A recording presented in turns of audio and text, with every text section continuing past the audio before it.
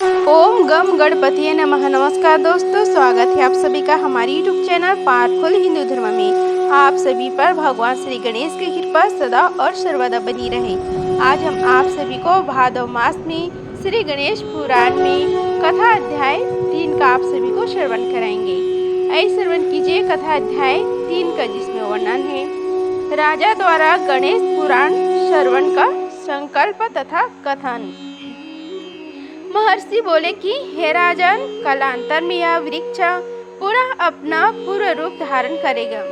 जब तक यह पुनः उत्पन्न न हो तब तक मैं तुम्हें गणेश पुराण का श्रवण कराता रहूंगा। तुम पुराण श्रवण के संकल्प पूर्वक आदि देव श्री गणेश जी का पूजन करो, तब मैं गणेश पुराण की कथा का आरंभ करूंगा। मुनिराज के आदेश अनुसार राजा ने पुराण श्रवण का संकल्प किया। उसी समय राजा ने अनुभव किया कि उसकी समस्त पीड़ाएं दूर हो गईं। दृष्टि डाली तो कुष्ठ रोग का अब कहीं चिन्ह भी शेष नहीं रह गया। अपने को पूर्ण रूप से रोग रहित एवं पूर्ववत सुंदर हुआ देखकर राजा के आश्चर्य की सीमा न रही और उसने महर्षि के चरण पकड़ लिए और निवेदन किया कि हे प्रभु, मुझे गणेश पुराण का विस्तार पूर्वक श्रवण कराएं। महर्षि ने कहा कि हे राजन, यह गणेश पुराण समस्त पापों और संकटों को दूर करने वाला है। तुम इसे ध्यान पूर्वक सुनो। इसका श्रवण गणपति भक्तों को ही करना चाहिए, अन्य किसी को नहीं। कलयुग में पापों की अधिक वृद्धि होगी और लोग कष्ट सहन में असमर्थ एवं अल्पायु होगी। उनके पाप दूर करने का कोई भी साधन होना चाहिए। इस विचार से महर्षि वेद व्यास ने मुझे सुनाया था। उन्हीं की कृपा से मैं भगवान गणाध्यक्ष के महान चरित्रों को सुनने का सौभाग्य प्राप्त कर सका था।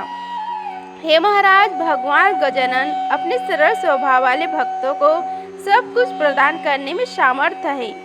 निर्भिमान प्राणियों पर वे सदैव अनुग्रह करते हैं, किंतु मिथ्या अभिमानी किसी को भी नहीं रहने देते। उन्होंने गर्भ होने पर महामहिमा को संपन्न एवं समस्त वेद शास्त्रों के पारंगत भगवान वेद व्यास जी को भी तिरस्कृत कर दिया था। उनके हृदय में अपने पराये, बलि, निर्बल या मूर्ख विद्वान का कोई भी भेद नहीं है। अभिमानी मनुष्य का अभिमान खंडन करना तो इन्होंने अपना बहुत आवश्यक कर्म मान लिया। राजा ने आश्चर्य से पूछा कि हे प्रभु, भगवान वेद व्यास जी तो समस्त दुर्गुणों, दोषों और दुर्लभताओं से परे पूर्ण ज्ञानी और भगवान नारायण के ही अंश अवतार माने जाते हैं। उनमें अभिमान का आविर्भाव कैसे हो गया? कृपा कर यह सभी बातें बताने का कष्ट करें। भृंगु ऋषि ने कहा कि हे राजेंद्र, वेद व्यास जी ने वेद विचार चार विभाग कर उनकी पृथक पृथक संहिताएं बना दी, जिससे उनका रहस्य समझना कठिन नहीं रहा। उनके उस अपूर्व कार्य की विद्वस्तमा समाज में बड़ी प्रशंसा हुई। इससे उन्हें अपने पर अत्यंत गर्व होने लगा। फिर उस वेद ज्ञान को अधिक सुलभ करने के उद्देश्य से उन्होंने पुराणों की रचना आरंभ की। हे महाराज, श्री गणेश जी आदि देव हैं। इस समस्त कार्यों में श्री गणेश जी का प्रथम स्मरण करने की परिपाटी प्राचीन काल से चली आती है, किंतु श्री वेद व्यास जी ने अपनी पुराण रचना के आरंभ में भगवान श्री गणेश जी की वंदना करना भूल गए। उनके फलस्वरूप उनकी स्मरण शक्ति क्षीण होने लगी। वे अनेक मुख्य बातों को भूल जाते थे। बहुत याद करने पर भी अनेक बातों में उन्हें सफलता न मिल पाती। वे किंचित कर्तव्य मूल होश से लोक पितामह ब्रह्म जी की सेवा में उपस्थित हुए और उनकी वंदना कर बोले कि हे ब्रह्मदेव, मैंने वेद की 4 विभाग करने के पश्चात पुराणों की रचना आरंभ की थी, किंतु मुझे बड़ा आश्चर्य है कि अब कुछ सूझता ही नहीं। मैं क्या लिखूं? हे प्रभु, मेरे ज्ञान नष्ट होने का क्या कारण है, यह बताने की कृपा करें। ब्रह्म जी ने ध्यान लगाया और तब बोले कि हे व्यास, तुम अपनी विद्या के गर्व में अधिक भर गए हो, इसलिए भगवान गणेश्वर को भी भूल गए।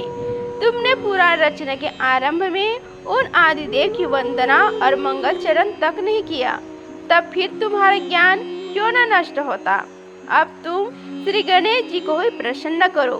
व्यास जी को अपनी भूल का ज्ञान तो हो गया, किंतु उन्हें गणेश जी के विषय में अभी भी कुछ स्मरण नहीं आया। इसलिए उन्होंने विनय पूर्वक ब्रह्म जी से पूछा, हे प्रभु, मुझे श्री गणेश जी के विषय में कुछ भी ज्ञान नहीं है। आप बताएं कि श्री गणेश जी कौन है, उनका स्वरूप कैसा है, उनके चरित्र की विशेषता क्या है। ब्रह्म जी ने कहा कि हे सत्यवती नंदन, गणेश जी तो सर्वाधिक प्रसिद्ध एवं महामहित परात्मा ब्रह्म है। अगम शास्त्र में उनके 7 करोड़ मंत्र उपलब्ध हैं। उनमें से षटाक्षरी और एकाक्षरी मंत्र अधिक सरल हैं। जो उनकी उपासना करने वाले भक्त हैं, उनके दर्शन करने से भी समस्त विघ्न नष्ट हो जाते हैं। एक बार शिव जी ने उनकी स्थापना विधि पर प्रकाश डाला था। इसे मैं तुम्हारे प्रति कहता हूँ। हे व्यास, प्रातःकाल शौच आदि से निवृत्त होकर पवित्र जल में स्नान करें और शुद्ध वस्त्र धारण करके श्रेष्ठ आसन पर पूर्वविमुख बैठकर आचमन, प्राणायाम और मनस उपचार द्वारा पूजन करके प्रणव बीज मंत्र के सहित उनके 6 अक्षरी या एकाक्षरी मंत्रों का अनुष्ठान विधि पूर्वक जप करें। जब तक भगवान गजानन के स्वरूप के दर्शन हो जाए, तब तक जप अखंड रूप से निरंतर चलता रहे। इस प्रकार की आराधना करने पर भगवान गणेश्वर अवश्य प्रसन्न हो जाते हैं। ब्रह्म जी से उपासना विधि सीखकर व्यास जी ने उन्हें प्रणाम किया और बोले कि हे ब्रह्मा, गणेश मंत्र और बीज मंत्र कौन सा है, उसका जप कब तक किसने किया है और उसे क्या क्या सिद्धियां प्राप्त हुई। ब्रह्म जी ने कहा कि हे व्यास, श्री गणेश्वर ओमकारमय है। समस्त वेद उन्हीं का ज्ञान करते हैं। प्रणव समस्त मंत्रों का बीज है और उनके द्वारा भगवान गजानन का ही जप या स्तवन होता है। अकेले प्रणव की ही बड़ी महिमा है। उसी का जाप करने के देवता, मनुष्य, ऋषि मुनि आदि सभी अपने अपने अभीष्ट की सिद्धि कर सकते हैं। व्यास जी बोले कि इसे कुछ विस्तार से समझा कर कहिए। श्री गणेश जी की महिमा के विषय में मेरी जिज्ञासा बढ़ती जा रही है। हे पितामह, मुझ पर कृपा कीजिए।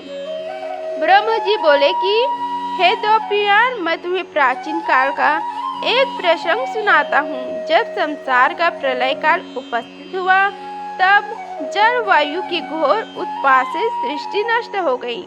समस्त सृष्टि के माया मोह में डूबकर अदृश्य हो गई। उस समय मैंने, विष्णु ने और शिव ने एक साथ बैठकर विचार किया कि अब क्या किया जाए। कोई उपाय भी नहीं सूझता। फिर पूछे भी तो किससे, कहीं कोई भी दिखाई नहीं देता था। तो सत्यवती सुवन हम तीनों ने पाताल लोक जाकर घोर तपस्या की, किंतु कोई फल न मिला। हम बहुत थक गए तो वहाँ से पृथ्वी पर आकर घूमने लगे। सर्वत्र अंधकार था। उसमें से एक जल ऐसा दिखाई दिया। उसमें बड़ा तेज था, जिसकी सहायता से आकाश में गमन करने की बड़ी सुविधा प्रतीत हुई। किंतु भूख प्यास व्याकुल होने के कारण हम अधिक भ्रमण भी नहीं करने में असमर्थ थे। हम थक कर एक स्थान पर रुके ही थे कि हमारे समक्ष करोड़ों सूर्य के समान प्रकाश प्रकट हो गया। हमने ध्यान से देखा तो उस प्रकाश पुंज में भगवान गणाध्यक्ष विराजमान थे। हमने तुरंत ही उन्हें प्रणाम कर स्तुति आरंभ की।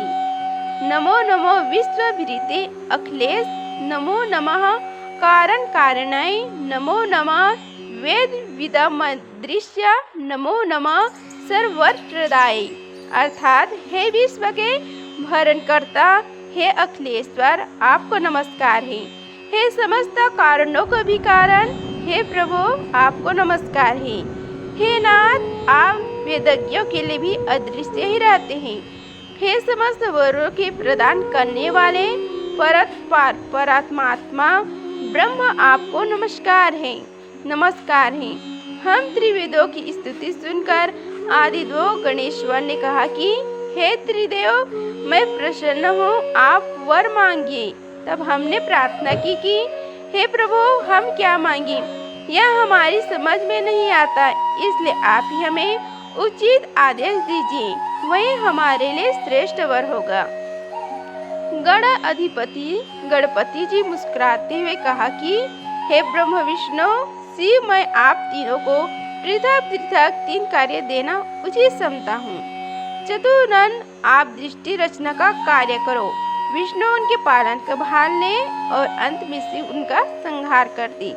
यह कहकर उन्होंने ब्रह्म जी को सृष्टि रचने की शक्ति दी और विष्णु जी को संसार के पालन की सामर्थ्य प्रदान करते हुए अपने 10 अक्षरी मंत्र गम क्षिप्र प्रसन्नाय नमः का उपदेश दिया। फिर शिव जी को अपना एकाक्षरी मंत्र गम और षडाक्षरी मंत्र वक्रतुंडाय हुम तथा समस्त आगम विद्या और संहारक शक्ति प्रदान कर दी। तब ब्रह्म जी ने निवेदन किया कि हे देवादिदेव, हे गण अध्यक्ष, हे सर्वशक्तिमान प्रभु, मैं सृष्टि के विषय में कुछ भी नहीं जानता, उसे मैंने कभी देखा तो क्या सुना भी नहीं है, तब उसकी रचना कैसे कर पाऊंगा।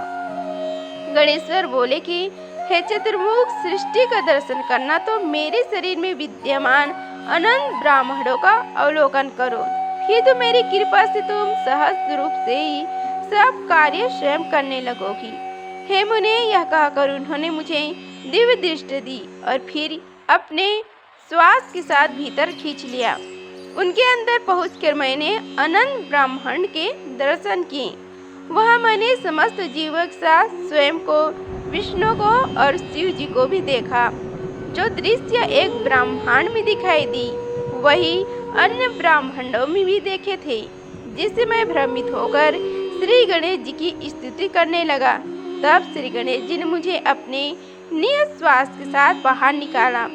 बाहर निकाल के मैंने देखा तो कोई नहीं था, न विष्णु, न शिव और न भगवान गणेश्वर। तब मैं सृष्टि रचना का संकल्प करने लगा। मुझे समस्त वेद शास्त्रों का स्वतः ज्ञान हो गया था।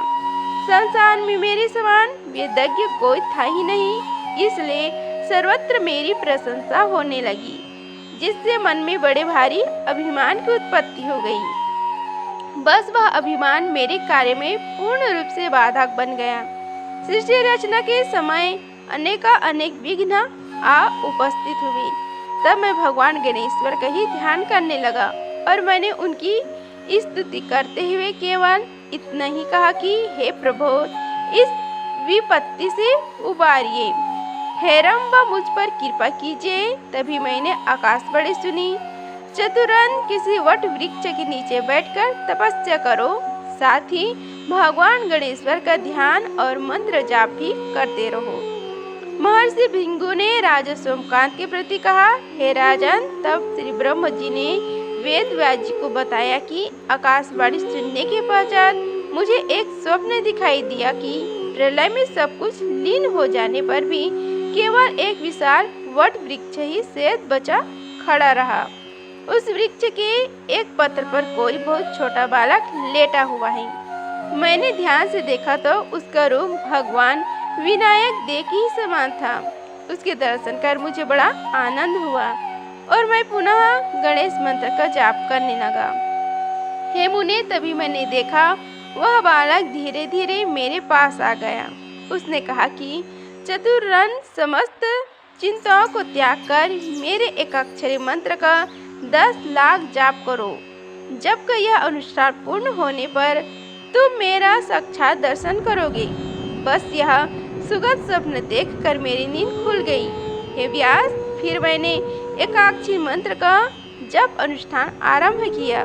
जिस प्रकार भी संभव हुआ मैंने उन आदिदेव को पुनः प्रसन्न करने का प्रयास किया।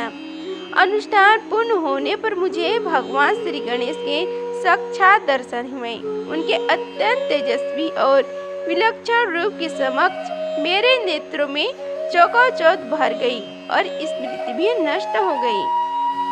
उसी समय मेरे कानों में भगवान गजानन की गंभीर वाणी सुनाई दी, हे चतुरन, स्वप्न में मैंने तुम्हें प्रत्यक्ष दर्शन देने का वचन दिया था, उसे मैंने पूरा कर दिया।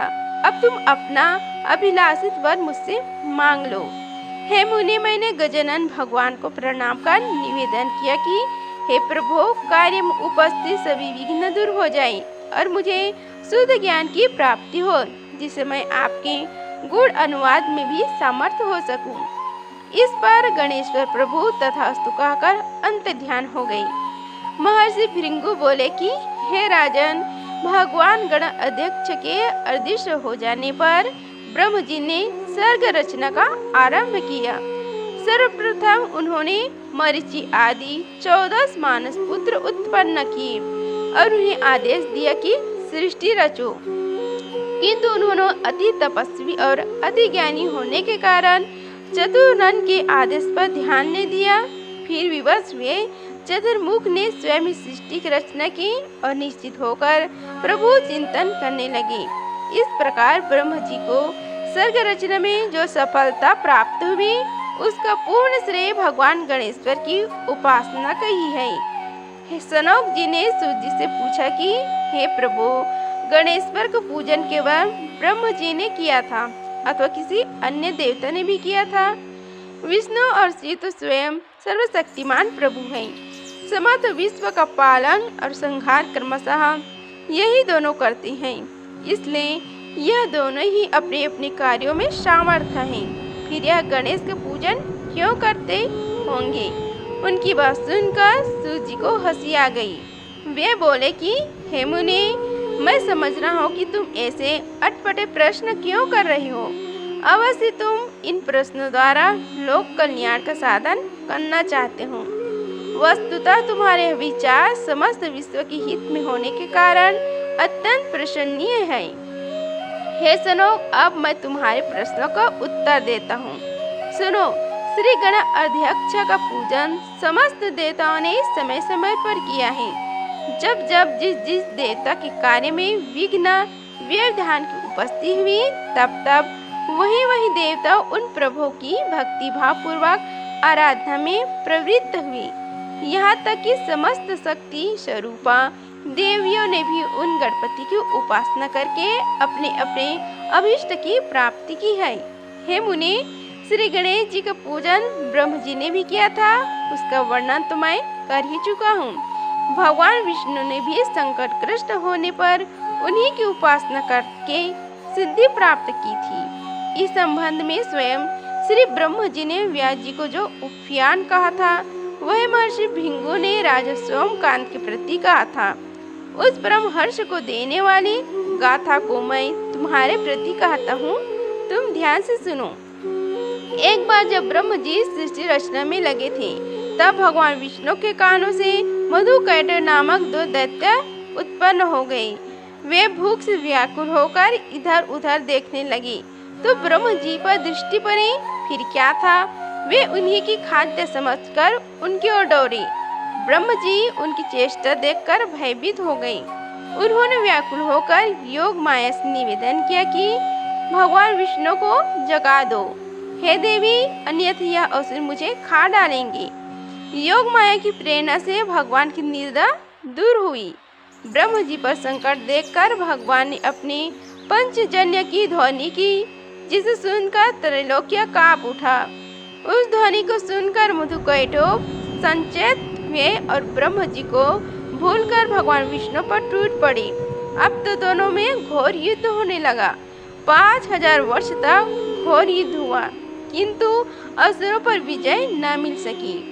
जब भगवान को वश न चला तो उन्होंने संगीतज्ञ गंधर्व का रूप धारण कर लिया और एक वन में जाकर वीणा पर श्रुति स्वर में गीत गाने लगे। उनके गीत से तीनों लोग मुग्ध हो गए। वह स्वर और कैलाशपति भगवान शंकर के भी कानों में पड़ गए। उन्होंने निकुंभ और पुष्पदंत को आदेश दिया कि उस संगीतज्ञ को लिवा लाओ। शिवगढ़ उन्हें लिवा लाए। गंधर्व वेशधारी विष्णु ने उन्हें प्रणाम कर उनके आदेश पर वीणा की तान छेड़ी। उसे सुनकर भगवान वृषभध्वज, माता पार्वती जी, गणेश जी और कार्तिकेय तथा अन्य सभी देवता मुग्ध हो गए। शंकर ने प्रसन्न होकर कहा कि वर मांगो। विष्णु बोले, वर देना चाहते हैं तो मधुकैटभ नामक असुरों का नाश हो जाए, यह वर दीजिए। शंभु हंसे बोले, तो तुम विष्णु हो, इस वेश में यहाँ आने की क्या आवश्यकता हुई? क्या असुरों के भय से 6 वेश बनाए हुए घूम रहे हो? विष्णु ने कहा, कल आपको प्रसन्न करने के लिए यह सब करना पड़ा। हे आशुतोष, अब आप शीघ्र ही वह उपाय कीजिए जिससे असुरों का नाश हो सके।